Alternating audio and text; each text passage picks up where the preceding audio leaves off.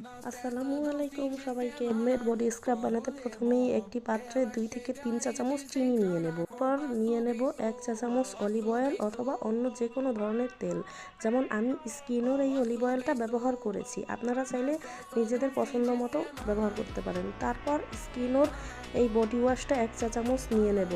আমার কাছে এই স্কিনোর এই ল্যাভেন্ডার বডি ওয়াশটা ছিল, আমি এটাই নিয়েছি। আপনাদের কাছে যেটা অ্যাভেলেবেল থাকবে সেটাই আপনারা নেবেন। তারপর 1 চা চামচ গোলাপ জল নিয়েছি। আমি ডাবর গোলাপেরই এই গোলাপ জলটা ব্যবহার করেছি। আপনারা আপনাদের চয়েস মতো নিতে পারেন। তারপর এটাতে অ্যাড করেছি 1 চা চামচ চালের গুঁড়া, তারপর 1 চা চামচ মসুর ডালের গুঁড়া অ্যাড করে এইগুলো ভালোভাবে মিক্স করেছি, একদম মিশ করে সুন্দরভাবে। এভাবেই তৈরি হয়ে গেল একটা হোমমেড বডি স্ক্রাব। এই বডি স্ক্রাবটা সপ্তাহে 2 থেকে 3 দিন গোসলের আগে হালকা হাতে 4-5 মিনিট ম্যাসেজ করতে পারবেন।